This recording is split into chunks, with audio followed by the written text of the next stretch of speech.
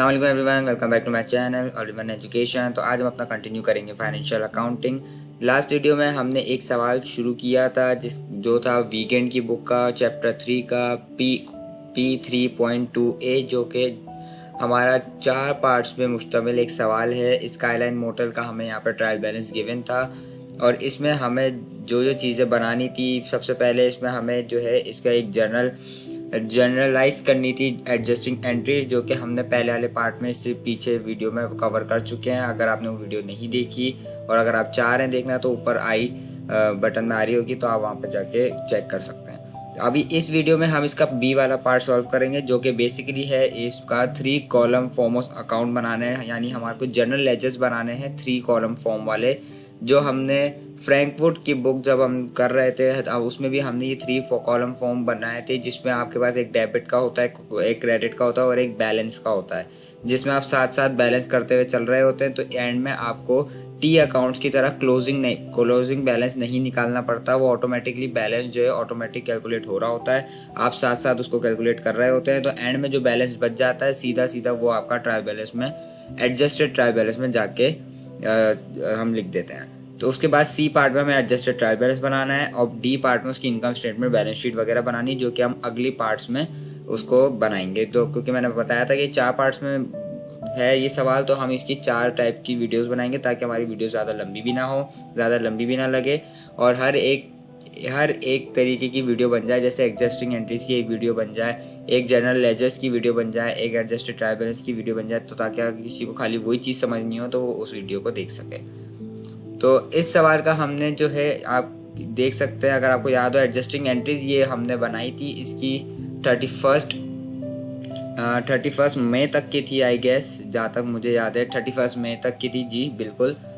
और हमें जो है और इनका बिजनेस स्टार्ट हुआ था May 1 को, और 31 मई को इन्होंने कुछ एडजस्टिंग एंट्रीज हमसे करवाई थी और फिर जो है कहा था कि हमें इसका जो है अब 3 कॉलम फॉर्म ऑफ अकाउंट वाला जनरल लेजर्स बनाना है। तो 3 कॉलम फॉर्म ऑफ अकाउंट के जनरल लेजर्स किस तरह दिखते हैं, वो इस तरह दिखते हैं, जिसके मैंने यहाँ पे स्ट्रक्चर तैयार रखे हुए हैं। हर एक के जितने हमारे पास अकाउंट्स यहाँ पे यूज़ हुए हैं, जो हमारे ट्रायल बैलेंस में गिवन थे, जो हमारे एडजस्टिंग एंट्रीज में आए हैं, वो सब के मैंने यहाँ पे बना दिए हैं।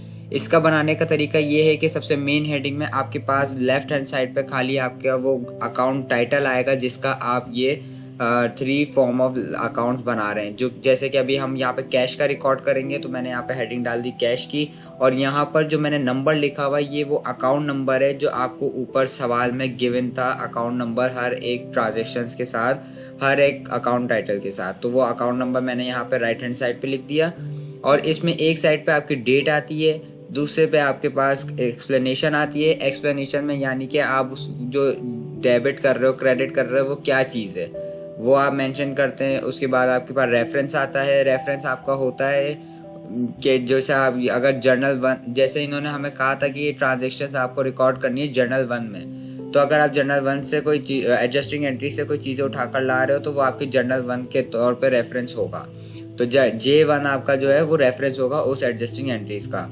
और अगर कोई क्लोजिंग बैलेंसेस होते हैं पुराने के, जो आप यहाँ पे बैलेंस करके लिखेंगे, उसको हमें जो है रेफरेंस में उसके खाली हमें एक टिक मार्क लगाना होता है। जब अभी हम इसको सॉल्व करेंगे तो आपको समझ आ जाएगा मैं क्या कह रहा हूँ। और इसके बाद एक डेबिट होता है, एक क्रेडिट होता है, और उसके बाद एक बैलेंस जो साथ साथ हमारे चल रहा होता है। तो सवाल को शुरू करते हैं। सबसे पहले हमें जो है देखना होगा हमारे ट्रायल बैलेंस में जो चीज़ें गिवन है, जो कि हमारे बैलेंसेस दिए हुए थे ऑलरेडी, वो हम सबसे पहले रिकॉर्ड कर लेते हैं। जैसे कि यहाँ पर मुझे कैश का दिया हुआ है डेबिट $3,500, तो यहाँ पे ये इसको किस तरह रिकॉर्ड करेंगे। डेबिट में सबसे पहले मैं 3,500 लिख देता हूँ, और रेफरेंस में क्योंकि ये बैलेंस है तो मैं यहाँ पर रेफरेंस में जो है इस पर एक टिक मार्क लगा दूंगा, सिंपल एक टिक मार्क। आप भी एक टिक मार्क लगा के इसको छोड़ देंगे, ये हमने बैलेंस। और यहाँ पर एक्सप्लेनेशन में भी हम ये लिखेंगे कि ये बैलेंस है। और ये कब का बैलेंस था हमारा, ये हमारा है 31 मई का, तो इस पे भी 31 मई ही डेट आएगी। इस पे भी डेट 31 आएगी, क्योंकि आपका ट्रायल बैलेंस 31 का था, और एडजस्टेड जो हम बनाएंगे वो भी 31 मई का बनेगा, तो डेट सेम ही रहेगी 31। और ये डेबिट हुआ है 3,500, तो आप उसको बैलेंस में एज इट इज लिख देंगे, क्योंकि जब आपकी दूसरी ट्रांजेक्शन कैश में आती तो वो हम चेक करते हैं कि वो डेबिट हो रही है क्रेडिट हो रही है, तो फिर बैलेंस में फ़र्क आता है। लेकिन यहाँ पे टोटली एक ट्रांजेक्शन हुई है कैश की, जो कि हमारे को ट्रायल बैलेंस में गिवन है, क्योंकि आप देख सकते हैं हमारे एडजस्टिंग एंट्रीज में कैश का कहीं भी जिक्र नहीं हुआ है। तो इसी वजह से इसका अकाउंट यहाँ पे क्लोज हो चुका है, इसका बैलेंस ऑलरेडी निकल चुका है, 3500 ही है। अब आगे बढ़ते हैं, अगली हमारे ट्रायल बैलेंस में देखते हैं कौन सी वैल्यू गिवन है। सप्लाईज की है 2080, ये भी डेबिट हुआ है। तो सबसे पहले सप्लाईज में भी मैं यहाँ पे 31 डेट लिख देता हूँ, बैलेंस लिख देता हूँ, बैलेंस को रिकॉर्ड कर रहे हैं और 2080 वैल्यू थी और यही बैलेंस में आ जाएगी। तो और इसी तरीके से इसका जो है एक टिक मार्क इसमें भी आ जाएगा, तो ये टिक मार्क मैंने इस पर भी लगा दिया। अब आप देख सकते हैं कि सप्लाईज वाली में मैंने यहाँ पर एक और रोल लिखी हुई है, तो यानी सप्लाईज आगे भी हमारे कहीं पे यूज़ हुई है, वो अभी जब आएगी हम जब देखी जाएगी। तो अभी फ़िलहाल आगे बढ़ते हैं और उसके बाद अगली हमारे पास अकाउंट नंबर या अकाउंट टाइटल जो दिया हुआ है वो है प्रीपेड इंश्योरेंस, जिसकी वैल्यू है 2400 डेबिट। तो प्रीपेड इंश्योरेंस का भी हमारे पास यहीं पे बना हुआ है, तो इसकी भी डेट 31 होगी, बैलेंस आ जाएगा और ये हम बाद में लगाएंगे। 2400 डेबिट हुआ था, 2400 ही बैलेंस होगा फ़िलहाल, और यहाँ पर भी हम जो है एक टिक मार्क लगा देंगे। ठीक है, तो इस पर भी मैंने एक टिक लगा दिया। अब बढ़ते हैं अगले की तरफ। अगला ट्रायल बैलेंस में हमारे पास गिवन है लैंड की वैल्यू दी हुई है $12,000 डेबिट। तो पहले मैं वैल्यू लिख लेता हूँ अगर मैं भूल नहीं जाऊँ, 12,000 डेबिट, और रेफरेंस में वही आपका एक टिक मार्क आ जाएगा इसमें, और इसी के साथ एक्सप्लेनेशन में भी बैलेंस और डेट सेम रहेगी। और उसके बाद आपके पास अगला क्या है, अगला आपके पास बिल्डिंग्स दी हुई है जिसकी वैल्यू आपको ट्रायल बैलेंस में गिवन है $60,000। $60,000 है आपकी बिल्डिंग्स की, तो डेबिट में 60,000 और बैलेंस में भी 60,000 और रेफरेंस में सेम आपके एक टिक आ जाएगा। ठीक है, और एक्सप्लेनेशन में आप वही बैलेंस लिखेंगे, क्योंकि अभी मैं सारे जो है ये बैलेंसेस रिकॉर्ड कर रहा हूँ जो हमारे को गिवन थे। और उसके बाद अगले पे बढ़ते हैं, तो हमारे पास यहाँ पे इक्विपमेंट गिवन है जिसकी वैल्यू है मेरे पास 15,000। तो इक्विपमेंट की वैल्यू है 15,000 डेबिट, तो इक्विपमेंट मेरे पास ये रहा इक्विपमेंट का, और ये है 15,000 और यही बैलेंस होगा। रेफरेंस में वही आपका एक टिक आ जाएगा और इसी के साथ एक्सप्लेनेशन में आप बैलेंस लिख देंगे और डेट होगी आपकी 31। ठीक है, तो इसके साथ बढ़ते हैं अगले पे। अगला आपके पास क्या गिवन है, अगला है अकाउंट्स पेबल। अब ये आ रहे क्रेडिट वाले। अकाउंट्स पेबल की वैल्यू है 4,800। तो अकाउंट्स पेबल ये रहा मेरे पास, तो ये भी बैलेंस है 31 का, और इस पर भी रेफरेंस में मैं टिक लगा देता हूँ कि ये हमने रिकॉर्ड कर लिया है। और इसके बाद अब ये क्रेडिट वाली साइड पे आएगी, वैल्यू इसकी थी हमारे पास $4,800, $4,800, और बैलेंस में भी एज इट इज़ लिखा जाएगा क्योंकि अभी और फर्दर चेंजेस नहीं आई हैं। आगे बढ़ते हैं, तो अगला हमारे पास गिवन है unearned rent revenue. Unearned rent revenue की वैल्यू है 3,300। अनअर्न्ड रेंट रेवेन्यू मेरे पास यहाँ पर मैंने ये रहा 3,300 थी इसकी वैल्यू, और रेफरेंस में वही एक टिक लगा देंगे और एक्सप्लेनेशन में आप बैलेंस और 31 डेट। तो ये अगले पे पढ़ते हैं, तो जल्दी जल्दी ये रिकॉर्ड कर लेते हैं। मॉर्गेज पेबल आपके पास 40,000 है, मॉर्गेज पेबल 40,000 क्रेडिट, और इस पर टिक पहले से लगा हुआ है,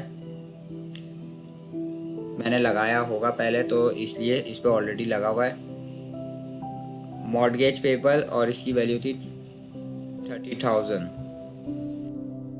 और इस पर भी मैं लिख दूंगा बैलेंस 31। मॉर्गेज पेबल के बाद मेरे पास कौन सी वैल्यू है, बल्कि मॉर्गेज पेबल की 40,000 थी, मैं तो अभी इसको चेंज कर देता हूँ। ऑनर्स कैपिटल है 41,380, 41,380। सबसे पहले मैं ऑनर्स की लिख देता हूँ 41,380, 41,380, और मेंशन कर देते हैं बैलेंस और 31।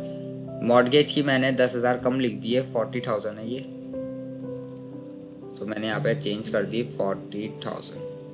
ठीक है, इसी के साथ आगे बढ़ते हैं, और आगे हमारे पास जो वैल्यू गिवन है वो है हमारे पास rent revenue 10,300।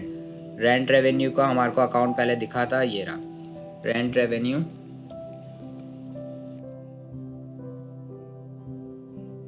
3,300 I guess value थी, एक बार कंफर्म कर लेते हैं। 10,300। 10,300।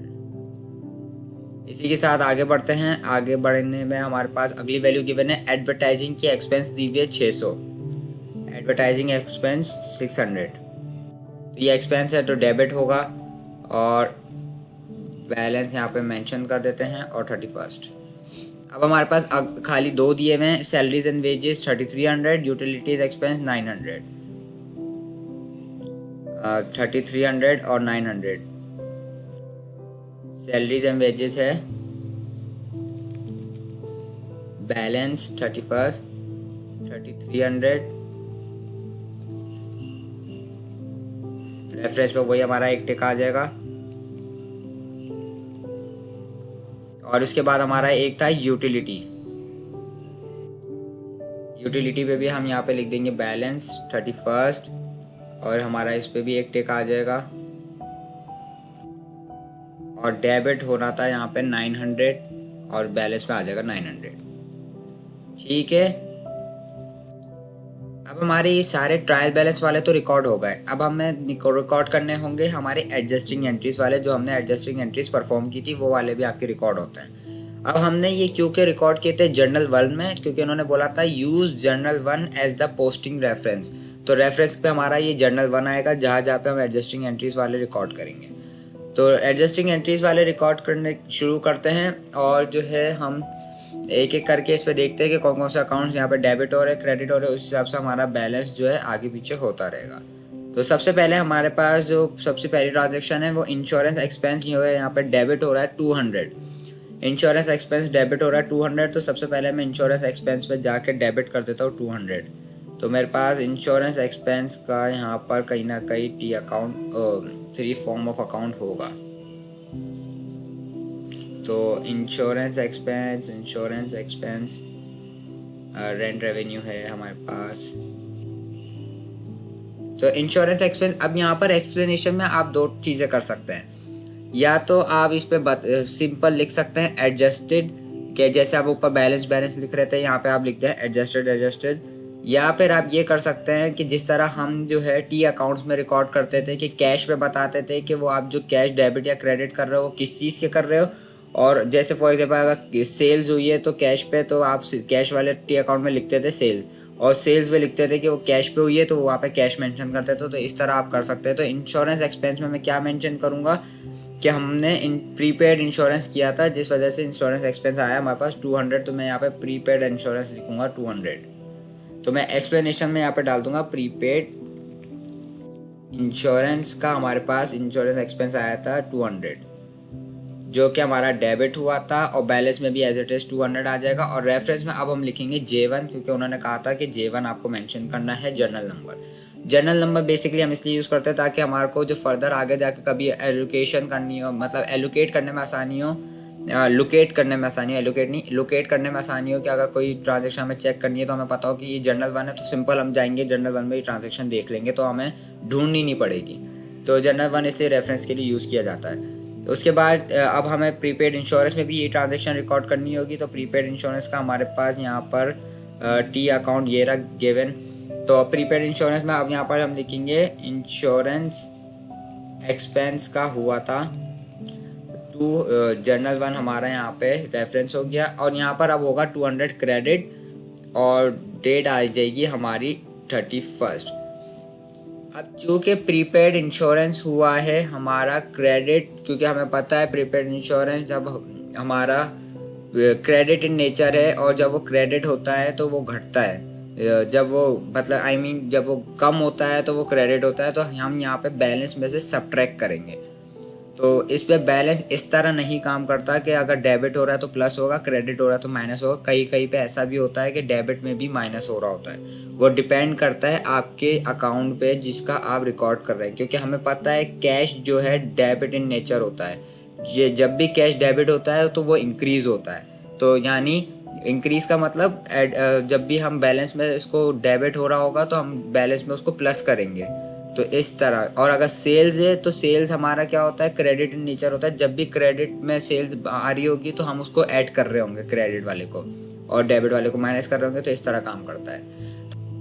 तो यहाँ पे हमें जो है इसको करना होगा 2200, तो हमने यहाँ पे 200 सब्ट्रैक्ट कर लिए। तो अब इसके बाद हम चलते हैं हमारे अगली ट्रांजेक्शन की तरफ, जो कि है सप्लाईज एक्सपेंस और सप्लाईज के दरमियान 1330 की यहाँ पे ट्रांजेक्शन हुई थी। तो सप्लाईज एक्सपेंस में सबसे पहले हम इसको रिकॉर्ड कर लेते हैं डेबिट वाली साइड पे। तो सप्लाईज एक्सपेंस का हमारे पास यहाँ पर बना हुआ होगा, ये रहा सप्लाईज एक्सपेंस का, और यहाँ पर हम सिंपल लिख देंगे सप्लाईज, क्योंकि अगला अकाउंट हमारा जिससे हमने क्रेडिट किया वो सप्लाईज का था। और जर्नल आ जाएगा यहाँ पे J1, और डेबिट हुआ यहाँ पे 1330, और 1330 ही बैलेंस होगा। और सेम यही चीज़ हम जाके सप्लाईज वाले में भी रिकॉर्ड कर देंगे। और हमारे पास सप्लाईज वाला ये रहा, शुरू में ही गिवन था। डेट डाल देते हैं, रेफरेंस लिख देते हैं, और जो है हम यहाँ पे मेंशंस कर देते हैं सप्लाईज एक्सपेंस, और यहाँ पे डेबिट कर देते हैं हम 1330। अब चूँकि यहाँ पर क्रेडिट हो रहा है 1330, और ये सप्लाईज है हमारे पास, ये सप्लाईज का एक्सपेंस नहीं है, ये सप्लाईज की वो वैल्यू से क्रेडिट हो रही है, यानी ये अब जो है हमारे इसमें से सब्ट्रैक्ट हो रही है। 2080 में से हम इसको सब्ट्रैक्ट करेंगे, क्योंकि हमारी ट्रांजेक्शन, आप इसको जनरल एडजस्टिंग एंट्रीज को भी ध्यान में रख के करिएगा। जैसे अगर हम इसकी एंट्रीज पढ़ें तो दूसरी वाली क्या थी, account of supply show 750 of unused supplies on May 31, जो कि हमने सब्ट्रैक्ट करके निकाली थी। तो हम यहाँ पर जो है 1330 को सब्ट्रैक्ट करेंगे, जिसके बाद हमारे पास जो है वैल्यू आएगी वो हम इस तरह निकालेंगे 2080 माइनस 1330। तो हमारे पास ये वैल्यू आ गई 750, जो कि इन्होंने बताई थी कि हमारे पास अब जो बैलेंस रहता है 750 रहता है, क्योंकि हमारे पास 1330 ऑलरेडी यूज़ हो चुका है, क्रेडिट हो चुका है। अगर ये डेबिट होता तो प्लस होता, लेकिन ये यहाँ पे क्रेडिट हुआ है, इसी वजह से ये माइनस हुआ है। ठीक है, तो क्योंकि ये डेबिट इन नेचर है। अब बढ़ते हैं हमारी अगली ट्रांजेक्शन की तरफ, जो कि है डेप्रिसिएशन एक्सपेंस और एक्यूमुलेटेड डेप्रिसिएशन। अब डेप्रिसिएशन एक्सपेंस का तो एक अलग सा अकाउंट होगा, और लेकिन एक्यूमुलेटेड जो है कि दो चीज़ों का है, एक बिल्डिंग्स का है, एक इक्विपमेंट्स का है। इसी वजह से हमने इसको अलग अलग रिकॉर्ड किया था, क्योंकि डेप्रिसिएशन एक्सपेंस तो एक बड़ा सा एक मेन अकाउंट हो सकता है, लेकिन ये एक्यूमुलेटेड ये दो टाइप्स के अंदर आ रहे हैं, इसलिए हम इसको एक अलग अलग दोनों का अकाउंट बनाएंगे 3 फॉर्म वाला। तो डेप्रिसिएशन एक्सपेंस सबसे पहले डेबिट हो रहा है $375, तो डेप्रिसिएशन एक्सपेंस में हम यहाँ पर कर देते हैं डेप्रिसिएशन एक्सपेंस, ये रहा हमारे पास। और डेप्रिसिएशन एक्सपेंस में यहाँ पे सिंपल में लिख देता हूँ accumulate depreciation land and building, बल्कि लैंड एंड बिल्डिंग नहीं है, ये था बिल्डिंग एंड इक्विपमेंट। जगह कम होने की वजह से मैंने यहाँ पे शॉर्ट फॉर्म लिखा है एक्यूमुलेटेड का और डेप्रिसिएशन का, अगर आप चाहें तो पूरा लिखें। और यहाँ पे रेफरेंस नंबर आ जाएगा हमारे पास J1, और यहाँ पे वैल्यू डेबिट हुई थी 375।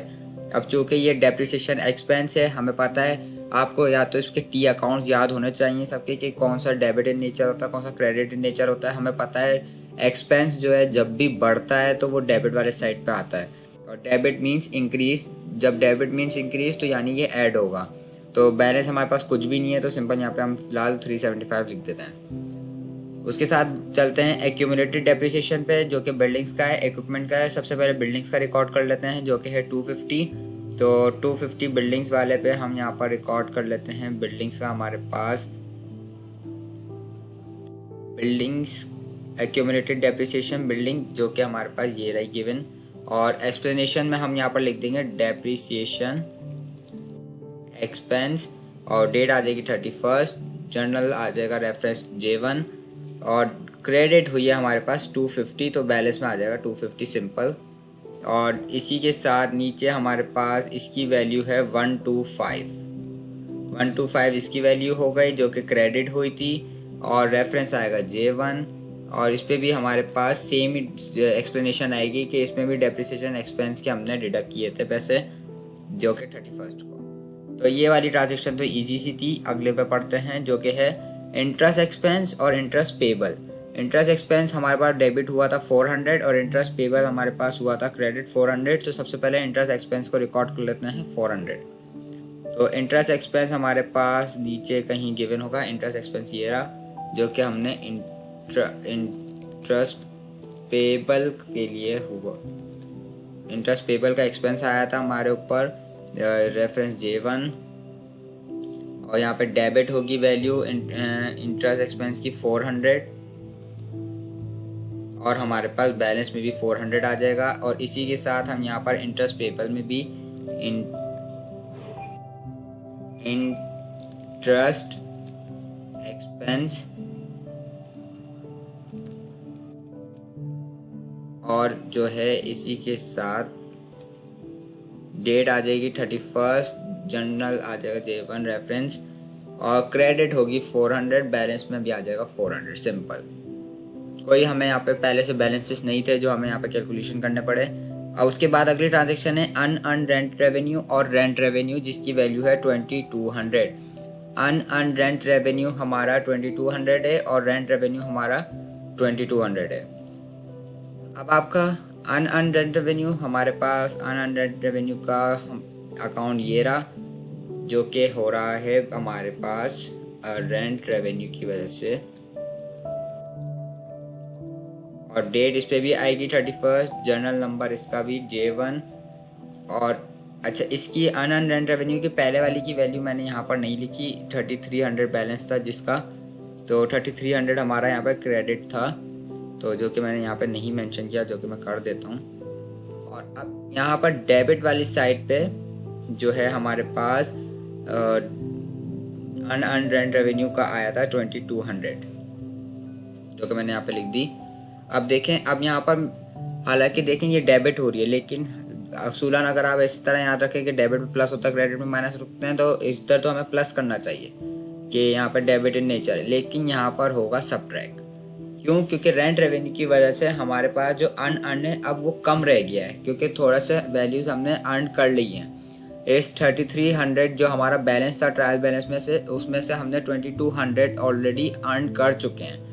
तो अब जो है, क्योंकि अन रेंट रेवेन्यू हमारा क्रेडिट इन नेचर होता है ये टी अकाउंट, तो क्योंकि क्रेडिट इन नेचर है तो वो क्रेडिट वाले में प्लस होगा, जब भी डेबिट होगा उसमें माइनस होगा। तो ये इस तरह आपको याद रखें, क्योंकि जब भी अन रेंट रेवेन्यू बढ़ता है तो वो क्रेडिट होता है, जब घटता है तो वो डेबिट होता है। तो जब घटेगा तो माइनस होगा, जब बढ़ेगा तो प्लस होगा। बस आपको अगर इनके सबके टी अकाउंट याद हैं कि अगर जब इंक्रीज होता है तो डेबिट होता है या क्रेडिट होता है, तो आपको आसानी होगी चीज़ बनाने में। अब हमें पता है अन रेंट रेवेन्यू जब इंक्रीज होता है तो वो क्रेडिट वाले साइड पे आता है, और जब डिक्रीज होता है तो यहाँ पे डेबिट वाले साइड पे आता है।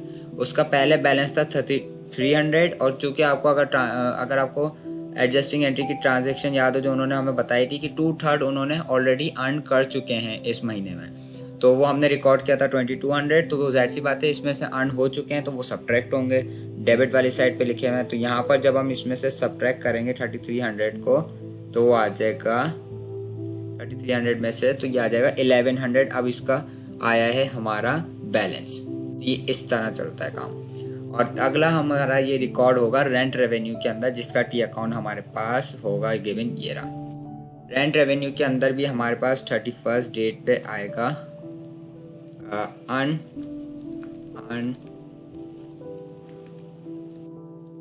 रेंट रेवेन्यू, और जर्नल हमारा J1 होगा रेफरेंस, और यहाँ पर हमारे पास होगा ये क्रेडिट अन रेंट रेवेन्यू का। रेंट रेवेन्यू हमारे पास यहाँ पे क्रेडिट होगा, क्योंकि ऊपर हमारे पास यहाँ पे डेबिट हुआ था और वैल्यू थी इसकी 2200। अब हमें पता है रेंट रेवेन्यू भी जो है हमारे पास रेंट रेवेन्यू भी क्या है, सेल्स रेंट रेवेन्यू आपको किसका रिप्रेजेंट करता है, एक दूसरा नाम है सेल्स का। वीकेंड में ये लोग सेल्स नाम यूज़ नहीं करते, ये लोग रेवेन्यू यूज़ करते हैं। तो ये रेंट रेवेन्यू तो ये एक तरीके के सेल्स को डिफाइन कर रहा है रेंट की। तो सेल्स आपको हमें पता है रेवेन्यू जो है हमारा क्रेडिट इन नेचर होता है, जब भी क्रेडिट वाले साइड पे आएगा तो इंक्रीज होता है तो क्रेडिट वाले साइड पे आता है, और जब डिक्रीज होता है तो डेबिट वाले साइड पे आता है। तो यहाँ पर 2200 हमारा रेंट रेवेन्यू क्रेडिट हुआ था, तो हम इसको इंक्रीज यानी बैलेंस में ऐड करेंगे, क्योंकि ये क्रेडिट इन नेचर होता है। ठीक है, तो यहाँ पर हमारे पास ये आ जाएगा, इसमें हम ऐड कर देंगे 10,300 प्लस 2,200। ठीक, तो ये हो जाएगा हमारे पास 12,500। अगर आपको टी अकाउंट्स याद हैं तो आप आसानी से ये चीज़ बना सकते हैं। इसी के साथ अगर हम अगले ट्रांजेक्शन्स पे आएँ, जो कि आखिरी ट्रांजेक्शन है हमारे पास, salaries and wages expense 750, salaries and wages payable 750। सबसे पहले सैलरीज एंड वेजेस एक्सपेंस को रिकॉर्ड कर लेते हैं 750। सैलरीज एंड वेजेस एक्सपेंस ये रहा हमारे पास, सैलरीज एंड वेजेस पेबल के लिए हमने यहाँ पे किया था और 750 यहाँ पर डेबिट हुआ था, और हमें पता है एक्सपेंस डेबिट इन नेचर ही होता है, तो ये सिंपल इसमें ऐड हो जाएगा 3300 में 750। तो ये हो जाएगा हमारे पास 4050। होपफुली आपको समझ आ गया होगा। अब ये salaries and wages payable, salaries and wages payable हमारे पास ये रहा, जिसमें हम यहाँ पर लिख देंगे सैलरीज एंड वेजेस एक्सपेंस 31, और रेफरेंस आ जाएगा आपका वही J1, और डेबिट अब डेबिट हुआ था नीचे, तो यहाँ पे क्रेडिट होगा और बैलेंस में आ जाएगा 750। तो इसी के साथ हमारे सारे कॉलम्स जो है 3 फॉर्म वाले वो कंप्लीट हो चुके हैं। यहाँ पर हमने एक रेफरेंस नहीं लिखा J1, तो सारे कंप्लीट हो चुके हैं। अब हमारा इसका होगा एडजस्टेड ट्रायल बैलेंस, जिसका ये फॉर्मेट हमने बनाया हुआ है, ये बनाएंगे अगली वीडियो में। तो मैं आपको एक दफ़ा ओवरव्यू दिखा देता हूँ। ये हमारा क्वेश्चन था P3.2a, जिसकी हमारी एडजस्टिंग एंट्रीज थी, और ये हमारे सवाल जो हमें सॉल्व करने थे, ये हमारी एडजस्टिंग एंट्रीज जो हमने पिछली वीडियोस में बनाए थे। और ये आपके सारे अकाउंट 3 फॉर्म कॉलम अकाउंट या जर्नल लेजर्स जो कि अभी हमने बनाए हैं, तो आप ये चेक कर सकते हैं। होपफुली आपको ये सवाल समझ आ गया होगा। अगर आपको कोई भी कंफ्यूजन है कहीं पे भी कुछ भी, तो आप कमेंट सेक्शन में पूछें, मैं इसे जितना जल्दी हो सके मैं रिप्लाई कर दूंगा। तो मिलते हैं नेक्स्ट वीडियो में, तब तक के लिए अपना ख्याल रखें, चैनल को सब्सक्राइब कर दें, बेल आइकन को हिट कर दें ताकि जब कोई नई वीडियोस का नोटिफिकेशन आपको आ जाए। तब तक